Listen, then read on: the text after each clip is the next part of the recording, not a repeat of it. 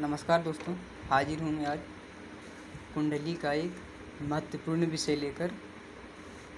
ये कुंडली का दूसरा भाग है, कुंडली परिचय का। तो आइए दोस्तों, आज हम जानते हैं कि राशि, आप लोग जानते ही होंगे कि राशि 12 होते हैं। इन 12 राशि के स्वामी कौन होते हैं और ये क्या करते हैं हमारे कुंडली में बैठकर, इनका क्या कर्म है, इनके कुंडली में बैठने से क्या प्रभाव पड़ता है, आइए हम जानते हैं। तो आइए दोस्तों शुरू करते हैं। जैसे कि पहले वीडियो में जान चुके हैं कि कुंडली में 12 ये जो भाव होते हैं, इन 12 भावों के मैंने कार्य बता दिए थे। इन भावों में से कौन सी भाव क्या दर्शाती है ये तो मैंने बता दिया था।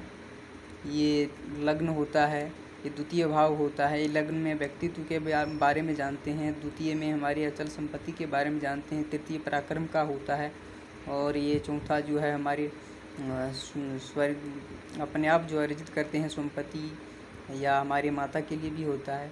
पांचवा ये जो घर है ये संतान का घर होता है, ज्ञान का घर होता है, लव अफेयर का भी घर होता है।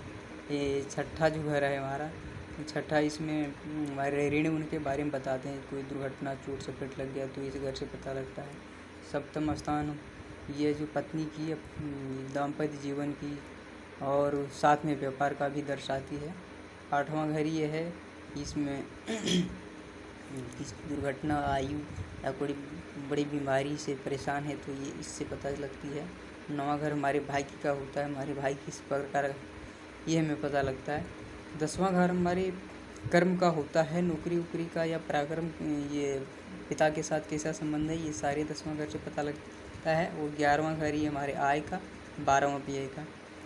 इस बारे में मैंने पहले वीडियो में बता चुका था। अब आइए हम जानते हैं। ये 12 राशि हैं, 12 राशि मैंने लिख दिया है।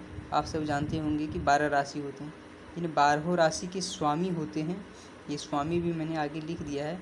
जैसे कि मेष के आगे मंगल लिखा हुआ है तो मेष के स्वामी मंगल होते हैं। वृषभ जो है या वृष लग्न जो आप कहते हैं राशि, उसके स्वामी शुक्र होते हैं। मिथुन के बुध होते हैं। कर्क के स्वामी चंद्रमा होते हैं। सिंह के स्वामी सूर्यदेव होते हैं। कन्या के स्वामी बुध होते हैं और तुला राशि के स्वामी शुक्र होते हैं। वृश्चिक राशि के स्वामी मंगल होते हैं। धनु राशि के गुरु होते हैं। मकर और कुंभ ये 2 राशियों के स्वामी शनिदेव होते हैं और मीन राशि के स्वामी फिर गुरु होते हैं। इनमें से आपने देखा होगा कि कई ऐसे हैं ग्रह हैं जिनको 2 राशियां मिला हुआ है। जैसे मंगल को 2 राशियों में मेष मिला हुआ है और फिर वृश्चिक राशि मिला हुआ है। शुक्र को एक ही राशि में है, बुध को भी ये 2 राशियां मिला हुआ है, कन्या राशि है और मिथुन राशि है। चंद्रमा एक ही राशि में है, कर्क, सूर्य सिंह राशि है। तो कुछ ग्रह ऐसे हैं जो कि 2 राशियों के मालिक हैं, कुछ एक ही हैं। जैसे आप मैंने यहाँ पे लिखा हुआ है, आप 1-2 बार देखिएगा तो आपको खुद याद हो जाएगा, कंठस्थ हो जाएगा। और कुंडली देखने के लिए ये बहुत महत्वपूर्ण है, कौन सी राशियों के स्वामी कौन हैं। अगर ये आपको पता नहीं लगेगा तो कुंडली में आप समझ नहीं पाएंगे कि कौन सा घर क्या हमें कह रहा है। यहाँ पे शुक्र बैठे हैं तो ये शुक्र क्या करना चाह रहे हैं, क्या कर रहे हैं। और अगर बुध बैठे हैं, चंद्रमा, सूर्य, आपको भी ग्रह किसी भी भाव में बैठे हैं तो क्या दर्शा रहे हैं, मतलब वो कर रहे हैं वहाँ बैठ के, ये आपको पता ही नहीं चलेगा। इसलिए ये जो 12 राशियाँ हैं, इन 12 राशियों के जो स्वामी लिखे हुए हैं सामने, इसको 1-2 बार देखिए, पढ़िए, याद हो जाएगा। तो ये कुंडली देखने में आपको आसानी होगी और आसानी से आप समझ सकिएगा कौन से भाव में कौन से ग्रह बैठ के क्या कर रहे हैं। आइए हम जानते हैं इन ग्रहों के जो कर्म होते हैं, ये जब हमारी कुंडली में बैठते हैं तो कौन सा ग्रह किस प्रकार के फल देते हैं, इनके बैठने से हमारे जीवन में क्या प्रभाव पड़ता है। तो सबसे पहले मेष राशि के स्वामी मंगल के बारे में जानते हैं। मंगल पराक्रम है, क्रोध है, तेज है, इनके पास धैर्य नहीं है। जिसके कुंडली में मंगल हैं, अगर लग्न में मान लीजिए मंगल बैठे तो लग्न कौन होता है, लग्न होता है जिसका कुंडली है उस आदमी के व्यक्तित्व के बारे में मैंने पहले वीडियो में बताया कि लग्न जो ये होता है, ये पहला घर होता है, इसको लग्न हम कहते हैं। ये है लग्न। ये पहला घर होता है, ये हमारे व्यक्तित्व के बारे में बताता है। तो मान लीजिए यहाँ पे अगर मंगल बैठा है तो आपको क्रोधी बना देगा, आपको आपके अंदर तेज बहुत रहेगी, ताकत बहुत रहेगी, लेकिन धैर्य नहीं रहेगा। किसी भी कार्य के लिए आप तुरंत ही प्रेरित हो जाएंगे और उत्तेजना के साथ वो कार्य कर देंगे, धैर्य नहीं रहेगा। अगर किसी से लड़ाई में तो मंगल क्रोधी होते हैं, आगे होते हैं। तो मंगल का ये स्वभाव है कि उनके पास धैर्य नहीं रहता है। और जिनके कुंडली में मंगल स्वामी हैं, उनके लग्न के स्वामी हैं या लग्न में बैठे हैं, तो मतलब लग्न से किसी प्रकार का संबंध अगर मंगल से बन रहा है तो समझिए उस इंसान के पास धैर्य कम होगा, उस जातक के पास धैर्य कम होगा। और मंगल वहाँ बैठे हैं तो तेज बहुत रखेंगे, तो इतना तेज किसी भी कार्य को करने के लिए प्रेरित रहेगा, कार्य को छोड़ेगा नहीं, जब तक वो पूरा नहीं करेगा लगातार परिश्रम करते रहेगा। मंगल पराक्रम है। दूसरे भाव के बारे में, दूसरे राशि के स्वामी के बारे में जानते हैं। आइए, शुक्र ऐश्वर्य है, ये सारे सुख को प्रदान करते हैं। शुक्र अगर आपकी कुंडली में जहाँ लग्न में बैठे हैं तो आपको सारे सुख देंगे, सभी सुख देंगे। प्लस शुक्र अगर लग्न में बैठे हैं तो सामने देखते हैं 7वां घर। और 7वां घर जैसे कि मैंने बताया था कि ये जीवन साथी की होती है, पत्नी की होती है। तो पत्नी के साथ आपका जीवन अच्छी व्यतीत होगा। मतलब ये शुक्र जो है आपका दाम्पत्य जीवन के बारे में बताते हैं। लेकिन अगर इन शुक्र के ऊपर कहीं शनि राहु इन की दृष्टि पड़ रही है, पापग्रह की, ये सब पापग्रह की अगर दृष्टि पड़ रही है तो समझिए कि आपकी दाम्पत्य जीवन में सुख के अलावा कुछ ज़्यादा ही ये प्रभाव डालेंगे। मतलब शुक्र जो है ऐश्वर्य देने वाले हैं, ऐश्वर्य के स्वामी हैं, स्त्रियों की ओर ज़्यादा मोहित करते हैं। तो अगर इनके ऊपर कहीं पापग्रह की दृष्टि है तो थोड़ा चरित्र को मतलब संभाल के रखें, चरित्र के ऊपर ध्यान रखें। क्योंकि कोई भी हो, लेडीज़ हो या पुरुष हो, कोई भी हो, प्रभाव पड़ सकता है, चरित्र खराब हो सकता है, इसलिए चरित्र का ध्यान रखें। अगर शुक्र लग्न में हो तो हम जान चुके हैं शुक्र का क्या प्रभाव है कुंडली में। अब आइए जानते हैं मिथुन राशि के स्वामी बुध हैं। बुध होते हैं राजकुमार, बुद्धि वाले, पालक भी इनको कहा जाता है, बालक। इनके पास ज्ञान तो बहुत होता है, बुद्धि बहुत होती है, बड़े बड़े सोच रखने वाले होते हैं, बड़ी सोच, राजकुमारों जैसी सोच करने वाले। वाणी के ये कारक, किसी को भी ये अपने वाणी से जितने नहीं देने वाले होते हैं। जिनकी राशि में अगर लग्न में बुध बैठे हैं तो ये समझ लीजिए कि ये जो भी कार्य करेगा, मतलब सिर्फ अगर कहीं किसी कार्य क्षेत्र में मतलब गया तो सिर्फ ये बोलने के बदौलत कमाएगा, या किसी को बोलने से जितने नहीं दे सकता। किसी कार्य के आगे ये मतलब किसी को कार्य के आगे इतना आगे उत्तेजित हो जाएगा, वो चाहिए ही चाहिए, उस कार्य के पीछे पड़ जाएगा। हालांकि बालक है, बुध राजकुमार है, तो अगर ना हो तो भी संतुष्ट हो जाएगा, लेकिन बोलने में इतना माहिर रहेंगे ये कि कोई इनके आगे जीत ना सके। इस तरह वक्ता या वकील समझ लीजिए, इस प्रकार के ये बनते हैं। अगला है कर्क राशि। कर्क के स्वामी चंद्रमा होते हैं। चंद्रमा क्या है? चंद्रमा हमारे मन होते हैं, चंद्रमा हमारे मन को पकड़ते हैं। चंद्रमा अगर कमज़ोर है तो मन भटकाते हैं।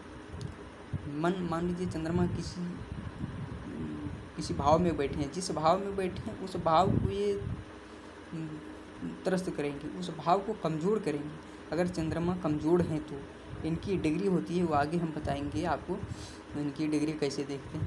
तो अभी आप ये समझ लीजिए कि चंद्रमा की अगर कम डिग्री में है, इनकी डिग्री कम है, तो ये कमज़ोर हो जाएंगे। और कमज़ोर होने के बाद अगर और इन पर किसी की दृष्टि पड़ रही पापोग्रह की तो ये आपको दिक्कत करेंगे, मन को भटकाएंगे।